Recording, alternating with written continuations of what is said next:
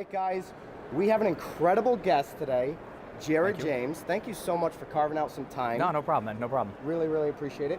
Jared's an author, entrepreneur, keynote speaker, coach. Am I missing anything there? I mean, there's a lot of, I classify myself as an entrepreneur and everything else comes from there. That's really how it works. True and tried entrepreneur. If you're not following Jared, check out his YouTube channel. Here in the real estate industry, there's going to be a ton of knowledge. Yeah. And when I started following Jared, was William Pitt Sotheby's speaking event. You spoke there a few years ago, yeah.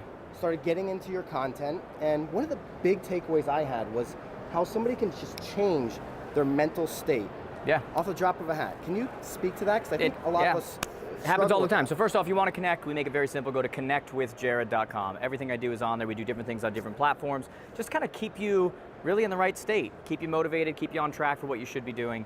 And I believe what I talked about there, and I talk about many times, is this idea that they ran this study of the top 100 salespeople in the world, and they wanted to know with these top 100 salespeople in the world, what's the number one reason for their success?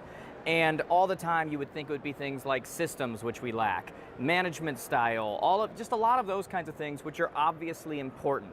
The number one reason was something called ability to control, ability to manage your own state of mind. State of mind is how you feel. It's the place from which you're coming. If you think that state of mind doesn't matter in how you do in sales, then go get into a terrible fight, or find out your kid was suspended from school or just got arrested, or find out that you're gonna have to get your leg cut off at the end of the week, and then see how you do in sales that day. Because it's gonna change your state. Absolutely. And if it's true on one end, then it's true on the other end. Coming from the right place, being in the right state of mind, these things matter. And we can't allow things like the weather to determine how we feel. We have control over these things. And a lot of times I'll joke around with an audience and I'll say something like, look, do you have control over state? And they'll go, oh, I'm not sure, I'm not, whatever. And I'll say, does music have control? If you want to get pumped up, do you listen to Celine Dion all by myself? No, because you're going to be in a terrible state.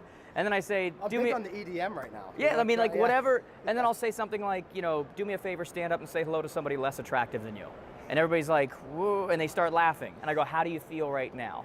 That's called real state. It's important every day that we do things, the videos we watch, the music we listen to, the people we surround ourselves with, that many of us are failing before we ever even begin because we're coming from the wrong state. And what I try to teach people to do is how to win before you ever even begin because of the state you're coming from. And if you aren't intentional about it, you're gonna have hit and miss days, you're gonna have maybe days, you're gonna have good days, you're gonna have bad days, because it's completely out of your control, and that has to stop.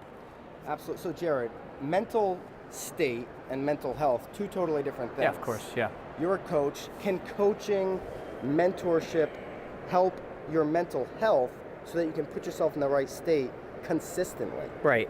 So any feeling ultimately comes from whatever it is you're focusing on at that moment, right? Why does music change? Because, you start thinking about being all by yourself and you get depressed and you get, whatever. So everything comes from whatever it is that we're focusing on at that moment. Where coaching really helps, and where really, just to backtrack on that question, when coaching doesn't deal with the whole person, it's not really successful coaching. There are many miserable people who make a lot of money that are not successful. They're just not. Two different things, right? There are people who are happy, make a lot of money, and die at the age of 45 from a heart attack because they never got on a treadmill. Not successful. And so coaching really at its core is supposed to cover the whole person. Yes, it's supposed to show you how to make more money. It's supposed to show you how to create predictable businesses. It's supposed to make you do things that you should have done but you're not doing right now, like doing the boring, unsexy work of creating the systems and those kinds of things. But ultimately it's supposed to touch all the areas and understand how the body works, the chemicals that are released when you exercise, and what stress does to your body when you don't have that release. Coaching is supposed to be the whole circle. Otherwise, it's not really coaching. It's really just short-term, pay me some money, you'll make some money, we move on to the next person, and you just rotate people in and out. That's not really coaching. And that's what, by the way, that's what most coaching is, though. That's why, yeah. Absolutely. Yeah. Well, did you sweat today, right? Is that part of that? You know what? I didn't put my band on today, and I meant to put it on. How many people are going to say that to you, right? I get it constantly, man. I was going, I was running the other day in New Orleans, And That's I had his thing. somebody run Snapchat, you gotta I check was it out. running, so on Snapchat and now on Instagram, I do this thing, I usually wear it called #DidYouSweatToday. And the idea is basically, I don't need you to be a Baywatch model. I don't need you to be able to get into a two-piece. I just need you to be taking care of yourself because of what that does for you and your level of productivity and your mental state and the inner voice it creates and all of that kind of stuff. And I'm running through New Orleans and I get a ton of snaps back from people. Did you sweat? Somebody sent me the other day and they said, I hope I'm not the only one sending you pictures of me sweating during the day. But I'm running through New Orleans and somebody yells out, did you sweat today? And I was like, oh my God, wow. Yeah, that's something we do, yeah. I love it. I'm in a 5 a.m. club, 5-minute call, 5 a.m. Yep. So that immediately from there, I can get the body moving. I can go to the gym. I'm done by 6 o'clock. It's so important. That's totally it, man. agree. It's not about what you want to do. It's about what has to be done. It's funny to me how some things aren't negotiable whether we want to do them or not. We don't negotiate on whether we're going to shower. You didn't negotiate on whether you're going to do your hair. You didn't negotiate on whether you're going to put clothes on. You don't want to see me without gel. Yeah, you know what I mean? You didn't negotiate on whether you're going to put clothes on. You didn't say, I can't find an outfit, screw it. I'm just going to go naked. Yeah. Some things are non-negotiable, and then there are things that are non-negotiable that people think are negotiable, okay? And those things are things like state, are things like exercise, are things like accountability, are things like we think they're negotiable, and so we play that game, and ultimately we fail because of that decision.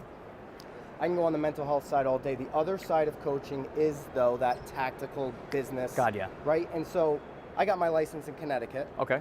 60 hours to get, you were agent in Connecticut. 60 in Connecticut, 90 in Ottawa. Former, like, top agent in his 20s in Connecticut. 60 hours to get the license, right? My mom, who's a hairstylist, I always go to this comparison.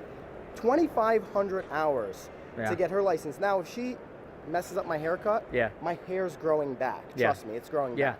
Right? But if you mess up somebody's biggest financial asset, they're going bankrupt. Right? Yeah. So why is it important for someone, I believe, day one, get into coaching, get into mentorship, above and beyond what their brokerage is going to provide for them? First off, I hope you realize how fortunate you are that your hair will grow back, because there are many people watching right now that they would give every dollar they have to say those words. I'm okay? lucky. I'm lucky. Now, let's look, there's a greater issue here, right? I'm a big believer that we go to hours and hours of training that teach us how to pass a test, but not how to actually run a business, okay? And so for me, it's not the number of hours, it's not the 2,500, it's not the 60, it's what you're actually doing with them. Sure. It's no different than saying, I was busy from 7 a.m. to 11 p.m. tonight. That doesn't mean you produced anything. Like you can't confuse business, B-U-S-I, and busyness, B-U-S-Y. They're two completely different things, right?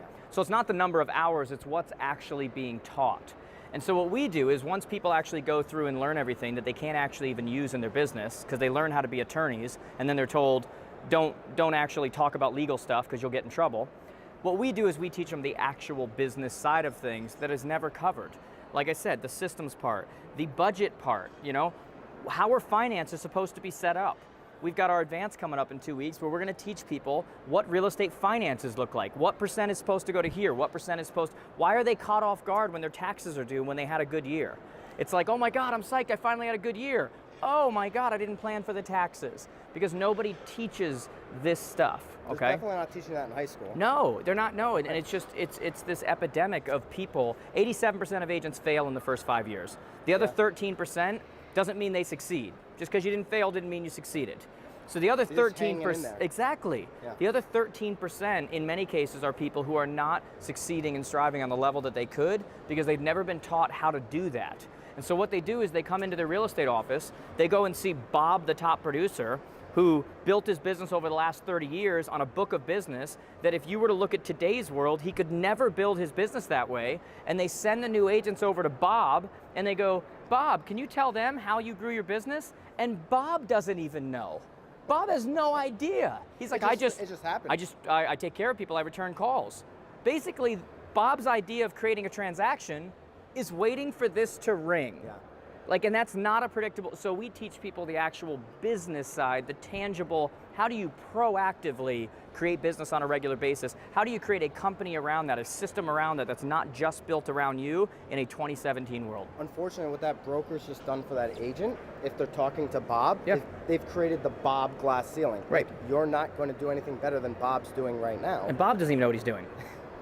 Poor Bob. I'm sorry if there's a Bob watching, but it's, what I'm saying is true. Absolutely. Yeah, Bob knows. I say this at events. I agree. And I look down at, figuratively Bob, and Bob's going, That's I have me. no idea. Yeah, and they tell me afterwards. Right. We all know agents like that. Yeah. You mentioned your advance, Yeah. which is when?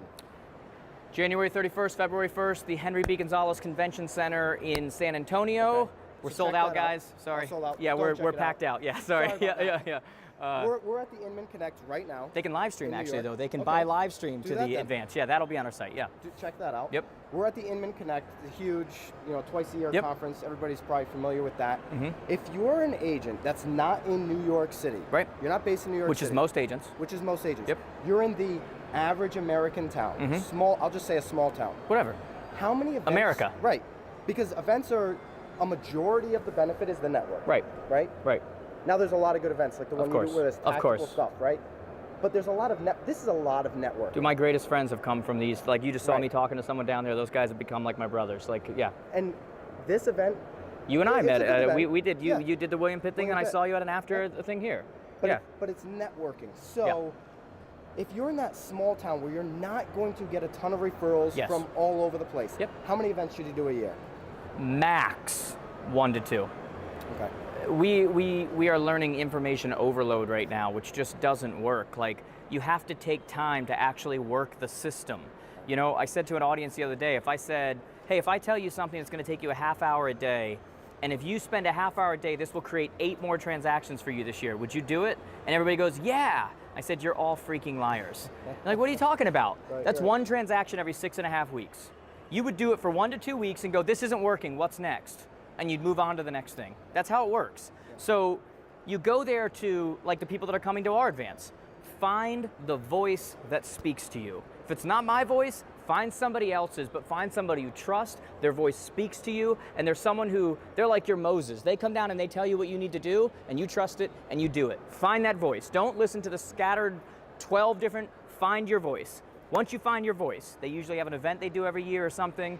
Take yourself away outside of your business, immerse yourself around like-minded people who have similar goals, listen to what needs to happen in the coming year, get a good coach, and over the next 12 months, start working that plan, not looking for what the next one's going to be.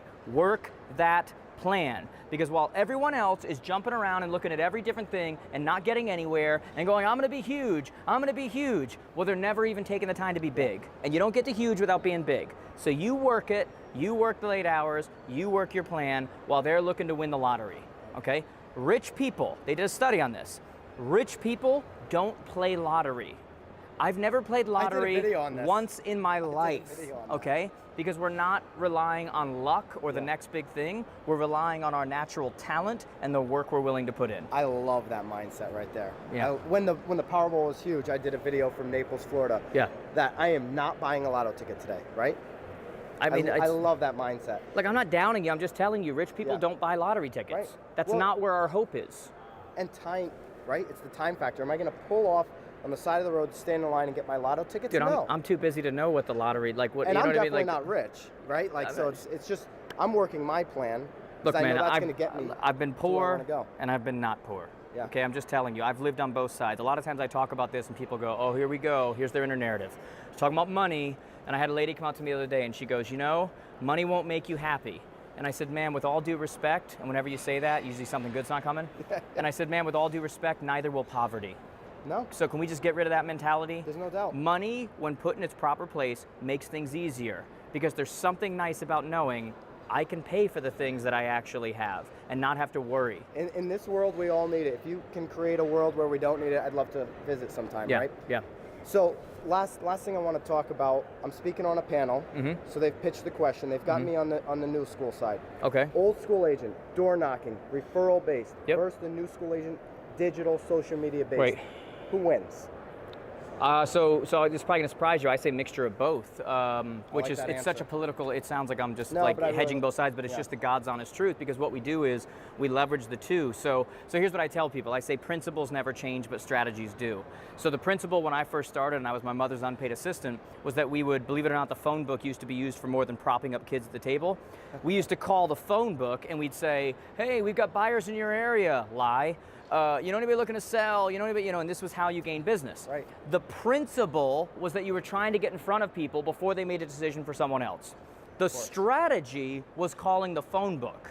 In today's world, the principle remains the same. Right. When you look at social targeting, and you look at what I said to you before, which is NAR came out, 92% buyers and sellers starting online, right? 70% of all people over the last 12 months that selected an agent selected them offline, not through referral. 75% of sellers selected them offline, not through referral. And so when you look at that world, that means the strategy now has to change. Yeah. Waiting for your phone to ring is no longer a strategy. Now the issue, your business will grow based on how many people 24 hours ago had never heard of you that now have to make a decision about you because you're now in front of them because you're on their phone or their computer or their, look at my YouTube stuff, man. Oh my God. average video will go Great out stuff. in the first 2 weeks, it gets 20 to 30,000 views, and we get messages constantly from people going, I had never even heard of you yesterday, and then I stayed up all night watching your videos. Binging. That's called winning in 2017. Absolutely. And next thing you know, they're students and they're marketing clients and they're... And a video like this. Yeah. Facebook, whatever it is. Yeah.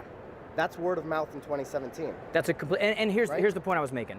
So digital now, why I said mixture of both is where it's at with that, but then you can't, as a 2017 agent, not understand how important skill is. We are in an industry where everyone's talented. We are an industry filled with people that if I get the interview, I get the job. I'm a people person. Everyone in this industry is. Yeah. Brokers hire based on your talent. You will succeed based on your skill, which means from an old school perspective, you still have to understand that the quality of your answers will always be determined by the quality of the questions you ask. You have to know how to get someone to the place that you want them to go based on the quality of the questions, based on the quality of the skill that you use in that situation, and you can't just rely on the fact that, well, I'm big on Facebook. Whoop-de-friggin-do. Like, you Right. still have to know sales tactics and how to deal with people once you use the strategy of pulling them over to you, which is digital, No but now doubt. you go back to the old school of, now we're here. No doubt, because Yeah. I'm pitching most of my listing appointments. I'm going to spend $0 on print advertising, and I'm talking to a seller that is not on Facebook. Yeah. Are you So going I- to put it in the New York Times? Exactly. And it's like, why? So I have to ask the right question, to your point, to get them to my place, which is Facebook advertising, so on and so forth. I know you're crunched for time. Cool, man. Really, really appreciate it. Where can everybody find and connect with you? Two ways, man. Number one, make it very easy, connectwithjared.com. Just go click on, I do different things on Snapchat, Instagram, Facebook fan page, Facebook profile, YouTube, you need to be on there. Our website is jaredjamestoday.com. But if you connect on any one of those platforms, send me a message, say hello. I'd love to help you in some way. And he'll respond back. I do. Jared James, really, man. really appreciate it. Appreciate Thank it. you so much. Thank you. Check him out, guys. Thank you.